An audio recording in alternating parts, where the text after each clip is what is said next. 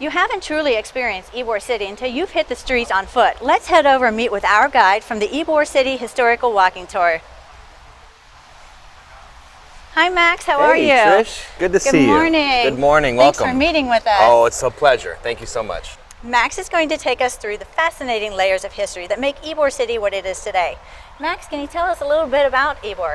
Oh yeah, well first of all, Ybor City is one of only 3 National Historic Landmark Districts in the entire state of Florida, a rare designation to have. So it's very unique to have a historical district right here in our backyard of Tampa Bay, and you'll notice as we go along this tour how unique this town really is. I can't wait to see it. All right, well let's get started. Let's do it. All right.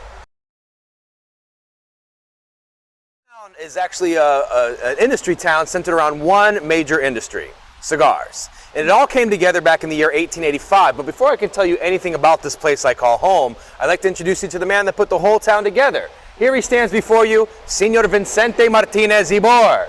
And Mr. Ybor here gets to look over his creation every single day and night.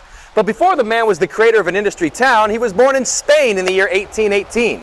And he was born to a family in Valencia, Spain that was quite well-to-do. They even rubbed elbows with the King of Spain. But at a young age of just 14 years old, Mr. Ybor leaves Spain all by himself, travels across the Atlantic Ocean, and settles in the Spanish colony known as Cuba. When he gets to Cuba, he gets his foot in the door of an industry that's blooming on the island in the 1800s, cigars and tobacco. And wanting to learn everything you can know about cigars, he works his way through the industry for about 20 years. At his 20th year, Mr. Ybor decides, I know enough to open up my own factory now. So he writes back home to Spain for some money, and as I mentioned, they did have a little money in the family. He opens up his factory and becomes wildly successful. In fact, his cigar label known as El Príncipe de Gales, which is Spanish for the Prince of Wales in case you don't speak Spanish, El Príncipe de Gales gets known worldwide as one of the top 3 cigars you could purchase in the whole world. Nice. Yeah, so Mr. Ybor begins to make a fortune of his own. And as he's on the island of Cuba building a fortune and building a family, well, he's starting to feel a lot more comfortable as a Cuban than he ever really felt as a Spaniard. He's starting to get to know the Cuban people. He's got Cuban children and a Cuban wife. He's starting to feel like, you know, maybe Cuba's really my home compared to where I grew up as a little boy. And he starts to say a lot of things out loud, like Cuba's got great economics, Cuba's got beautiful beaches, but Spain is still reaping all the benefits of Cuba. I bet if we weren't a Spanish colony anymore, we'd be just fine if Spain got off this island. Yeah, you seem to laugh because you know where this story's about to head. Mr. Ybor wakes up to a knock on his front door from some Spanish agents. And they tell him, Senor Ybor, Spain is never leaving Cuba. But we've been hearing some things they're saying, and we decided we're going to give you 2 options. Option number 1, you may kiss your family goodbye, come with us right now and spend the rest of your life in prison for treason. Or option number 2, get out of Cuba and don't ever come back here again. So tell me about this beautiful building. Oh, this is one of my favorite buildings in Ybor City, El Centro Español, one of the many social clubs of Ybor City. Because, you know, like I mentioned at the beginning, this whole town comes together in 1885. Now, if you know a little bit about American history, you probably know that was a major immigration wave in America. The Statue of Liberty was dedicated in 1886. Okay. So immigrants were coming here from Spain and Italy and Germany, Romania, and Cuba. All of them were looking for the American dream. They had nothing and wanted to build their way up to something. Well, they found the American dream in the cigar industry of Ybor. So everybody got along pretty well in this town. I mean, when you're making money in America, it's okay that there's a couple languages around town. But eventually, these immigrants really started to long for the old world they came from. You know, even though they were living the American dream here, they still missed all the songs they grew up singing and the foods that they grew up eating. So all of them started building social clubs like this beautiful building, which, by the way, has stood tall since 1912. And you know that old saying of like, they don't make them like they used to? You know what, why don't we go inside? We'll see exactly what they mean. Come on.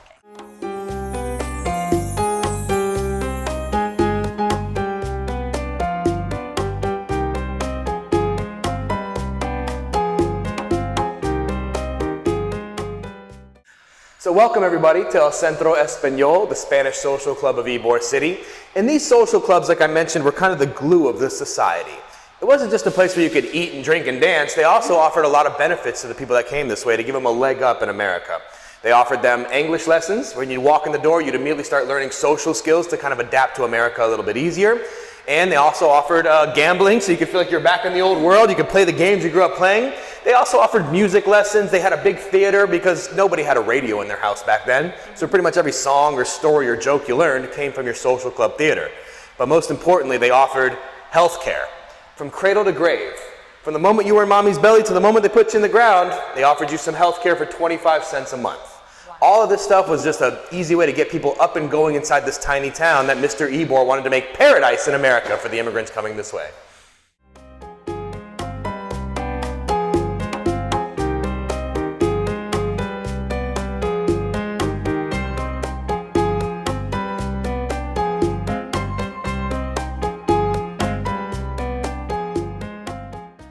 So what is with the chicken? All right, let me explain this. I get this question most over everything else on my tours. The chickens and roosters of Ybor City, which are kind of our mascot here in this town, well, they're actually descendants of the original chickens and roosters that came here with the immigrants as a food source. Also a source of entertainment. They were kind of into gambling, if you know what I mean. Oh. And anyway, as Ybor went through its up and downs economically, people left Ybor City to go find work in different places, and, well, they couldn't bring their chickens with them, so they just opened their back gate, let them run wild, and, well, considering how tasty the birds are, they're very resilient. They just kept having babies. Now today there's around 200 or 300 of them that wander Ybor City. They have free range of the town, and they have civil rights.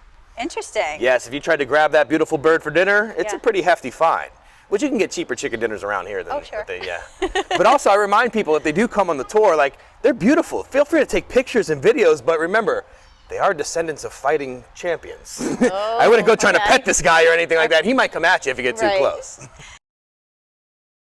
So anyway, Mr. Ybor, after being barred from Cuba, spent some time in Key West and then came to Tampa, Florida on a whim. He actually traveled the nation looking for a new place to open up a cigar factory, and as he did that, he noticed that industry towns were starting to pop up around the nation. Now, as he came this way to Tampa, Florida, he bought 40 acres of swampland. Where you're standing right now was water up to your waist. Snakes and alligators swimming around you. You got to imagine that's not the best place to open up a cigar factory. But Mr. Ybor wanted a new legacy, a legacy of his own industry town, a legacy of a place where he could kind of give back to the Cuban people that made him so fortuitous. So he decided to put this whole place together, write to everybody in the cigar industry he ever had competition with, invite them to come build a new factory in his new town, and then he started reaching out to every immigrant he could think of in America. He even sent people up to Ellis Island to say, you know, if you're looking for work in America, migrate to this new place called Ybor City. No matter what language you speak, there's 100% employment available as soon as you arrive. And that's a big deal when you're looking for the American dream. So people rushed down here in droves, and Mr. Ybor knew they're gonna need somewhere to sleep. So the next thing he did, he started building casitas up and down this block you see right here. And today we only have these 3 that remain out of the original ones that Mr. Ybor built. Now these have been refurbished quite a bit to look exactly like it did when you got off a boat. Somebody handed you the keys and said, welcome to America, this is now your house. Wonderful. Now that is the American dream. That's paradise in America right there, isn't it? Yes. Yes, these 3 now today are government owned. That one there's the Ybor City Chamber of Commerce. These 2 are owned by the museum, which is this building over here with the flags in front of it. They actually set up this one over here on the far side like an old casita, old clothes, old toys, and then for $4 you can go through it. Yeah. Definitely a quick tour, but worth the $4. Seeing the old way that these people lived. And you got to imagine too, this is something that they could not even fathom was here in America. I mean, they were coming from war-torn countries, dirt floors in their house. They came here, were handed the keys to this, and immediately what they did was right back home to the old country. Grandma, Grandpa, Mama, everybody, I've got a mansion in America. Come live with me here. It wouldn't be unusual to have about 15 to 20 people living in that tiny house. Oh, wow. Still not too bad for them though. So let's get a closer look at them, shall we? So these are shotgun homes. Maybe you're familiar with the term, but in case you're not, a shotgun home is something you'll see all around the American South. You know, the front door and the back door are separated by one long hallway. If you open up both those doors, a cross breeze comes through and cools everybody off, because in the South it gets pretty hot. As you can tell, what's it, July right now? Yeah, I'm feeling it myself. They're actually lifted off the ground quite a bit as well. That was for the air purpose of the flow of the air, but also flooding purposes. And like I mentioned, this was a swamp. There were still a lot of snakes and alligators walking around here. You don't want that crawling up onto your front porch. True. Now the front porch is actually where they spent most of their free time. Well, with 15, 20 people in your house, you could probably use some fresh air, but also, this is the first house these immigrants ever owned. They like to sit on their front porch with their chest out like, yeah, I'm the owner of the house. Who wants to talk to the owner of the house? That's me. I'm the owner of the house. The least used room of the entire house would be behind the front porch, where they would hold, you know, funeral services, or they would sometimes have it as a courting room. Like if you had important company that came to town. Yes. Actually, more importantly, if you had a young lady in your house that was kind of the age of dating, if a gentleman caller came to pick her up, Well, you'd put your best chair in the middle of the courting room, and then every chair in the house would turn to face that chair. So when he comes into the house, he sits in the good chair, and then grandma, grandpa, auntie, uncle, everybody sits around him. And increases the marriage rate, you know? Anyway, hallway down the middle separated 2 small bedrooms, a kitchen in the back, and then the bathroom further back outside. Oh, gotcha.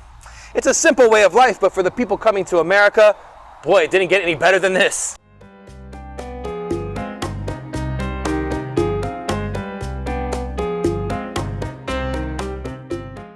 It seems like everything was really working out for Mr. Ybor. Yes, everything was really coming together, probably better than he could even imagine.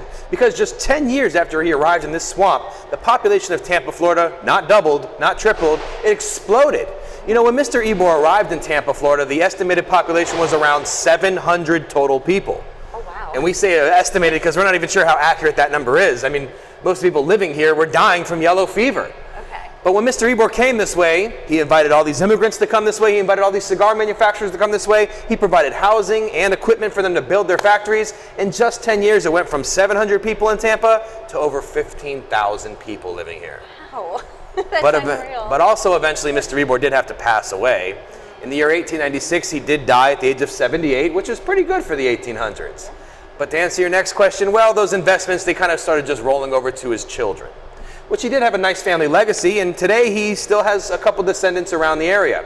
So even though Mr. Ybor passed away, his town just kept growing bigger than he could imagine. Because 40 years after he arrived in this big ugly swamp, Ybor City was named the cigar capital of the world. Bigger than Cuba even, where the industry was based. In 1927, there were over 200 cigar factories in Ybor City. This was like the Napa Valley of cigars. You know, no matter where you were in the world, if it said made in Ybor City on your cigar, you knew you had a good one in your hands right there. But just as quickly as we hit our peak in 1929, the Great Depression. Luxuries like cigars have to take a back seat. But the thing that hurt the cigar industry the most was something that came out in the year 1930. Pre-packaged cigarettes. Yes, they were always available for you to roll yourself, but in 1930 they came out in those convenient pre-rolled packs. This is also a time when Hollywood got pretty big in America. Now, Trish, I'm sure you've seen those old Humphrey Bogart films where he's holding a cigarette in every single scene. You know, that's the cool guys on the silver screen. Cigarettes became more popular, cigars a little less. People eventually started leaving Ybor City to go find work. So in the 1960s, the government stepped in with a program called urban renewal, which had its good and its bad, like some programs do. But the idea was, let's bulldoze abandoned buildings in the urban areas, like those houses Mr. Ybor built around here, and let's build something in those areas that will bring people back, like Hillsborough Community College, which was built in 1968 here in Ybor City. And it's a great school that brought people back to Ybor, but now everybody coming back were college kids. So 7th Avenue, which used to be shoemakers and tailors and bakers, became dance club, pizza place, tattoo parlor, because that's the college atmosphere, of course. And that's when Ybor City got its notorious nightlife that we're so famous for today. Of course, Ybor City definitely has its reputation, but it's the cleanest it's ever been. We were just discussing it as we were walking along, how clean everything is, how quiet everything is. They do a really good job keeping this place up to par as a National Historic Landmark District. Cigars are still prevalent here though too. As you walk down 7th Avenue, you'll see all kinds of cigar spots, people rolling cigars in the windows, cigar bars, and of course there's one great big factory on the other side of the highway owned by J.C. Newman, which if you haven't been there, even if you're not a cigar smoker, it's like walking back in time as you walk into their building. So this is an interesting looking building. It doesn't quite seem like the rest of Ybor City. Yes, so you might even notice that Hillsborough Community College was built around this building. It's been coveted for many years. Originally this building was built in the year 1930. It was the Union Man's Hall, where all the heads of the union would gather to talk about wages and rights. The only funny thing about it is though, when they built the building, they built it on top of a freshwater spring, and they forgot to cap the spring before building the building. Oh no. Yeah, the water underneath it kept on flowing, and technically this building is moving right now as we speak. Really? Yeah, I want to say every 10 years or so, people come and re-level the building to make sure it doesn't collapse. You might also notice there's a lot of water damage on the windows and things like that. That's because underneath the building, the aquifer is still flowing. And every once in a while, it will build up with pressure. Water will leak out of the building, and it looks like it's crying. Now, the Weeping Building, though, is the perfect nickname for what this is used for today. This is the Castle, and it's a Gothic nightclub. Oh, Oh, okay. yes. It's quite a scene in there. Everybody dresses in costumes, puts their vampire fangs in. You know, it's not really my scene per se, but I do go here often because people will come from out of town and they're like, look, Max, I've had fun at the breweries and I've had fun at the cigar bars, but I'm in Ybor. I want to see something crazy. I go, you want to see something crazy? I walk them right in there, get them a shot of absinthe, and let the castle do the talking from there. Okay.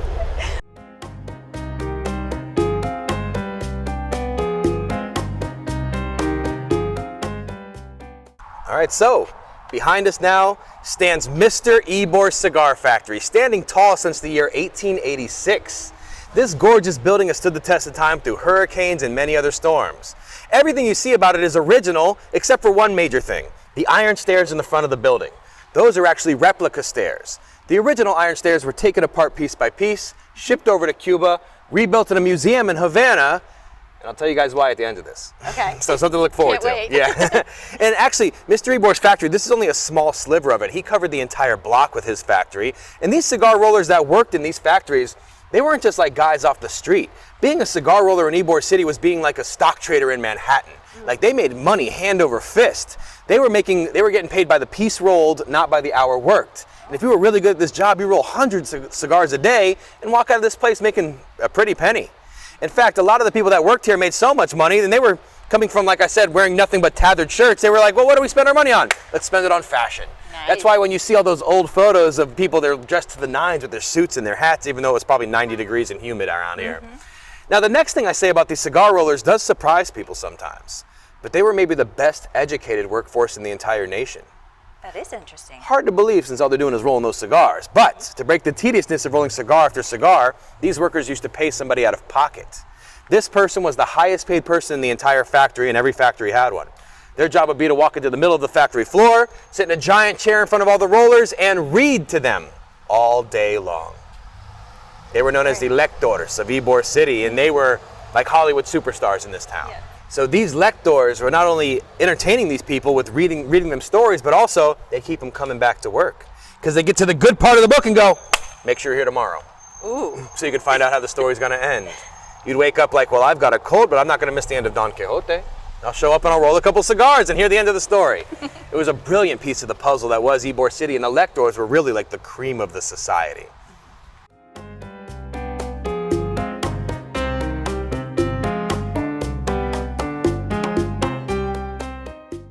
Here we are in front of the beautiful Círculo Cubano, which is Spanish for the Cuban circle.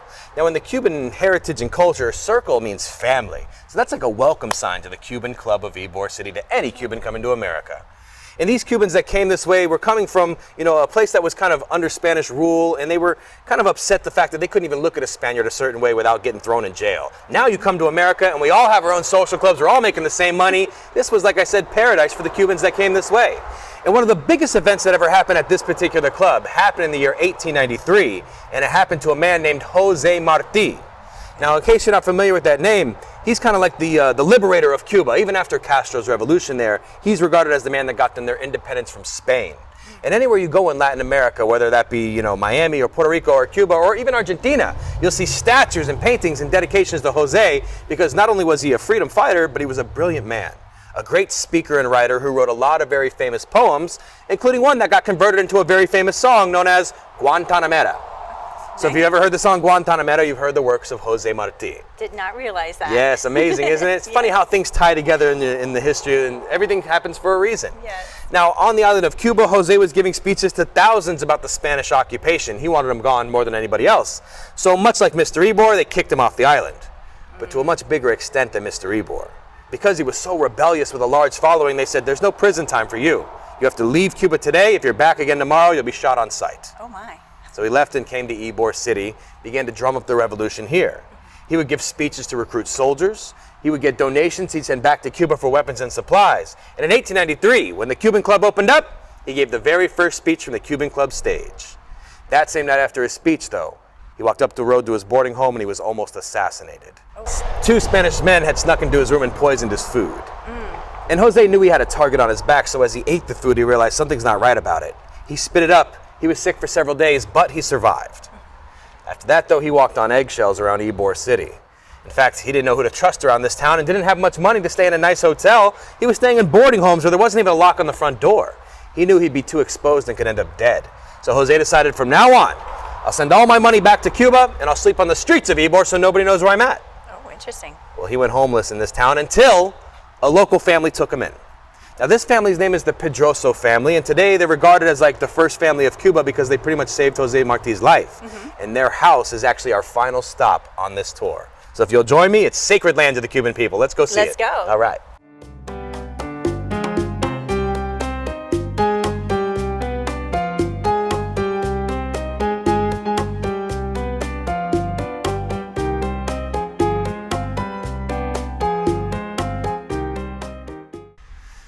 This is our final stop on our tour today. This is La Casa de Pedroso, but as you can see, there's no house inside that gate.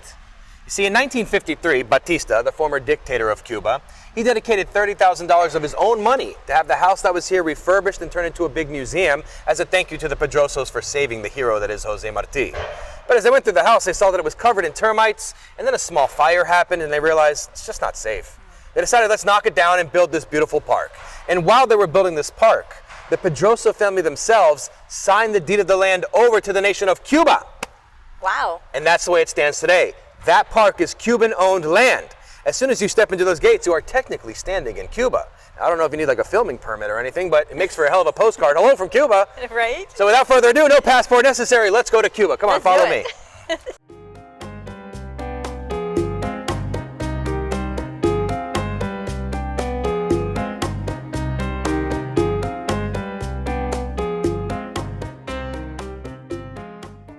Now this is very sacred land to the Cuban people.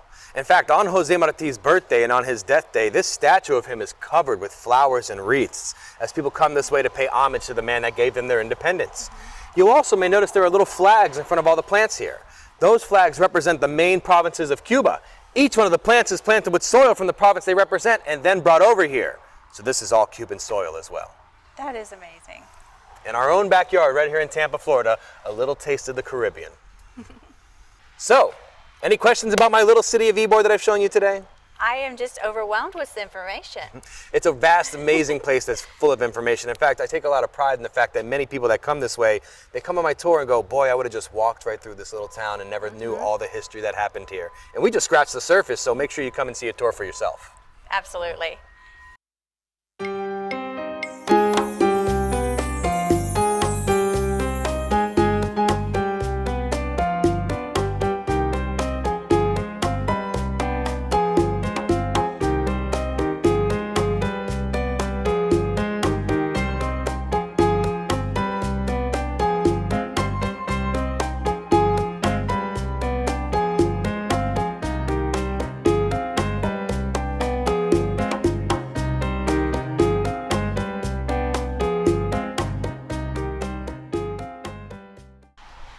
And what better way to conclude our tour than with a visit to the iconic Colombia restaurant, known for its delightful sangria, live music, and over 117 years of history.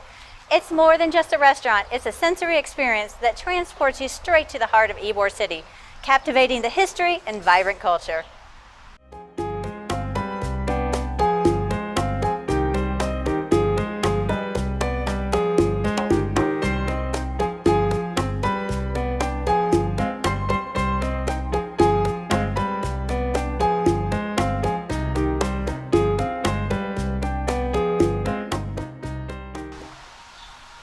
If you enjoyed today's episode, please like and subscribe to my channel. Tampa Bay offers an array of exceptional lifestyles. Thank you for watching and stay tuned for more exciting episodes and inspiring stories as we continue to explore this remarkable city.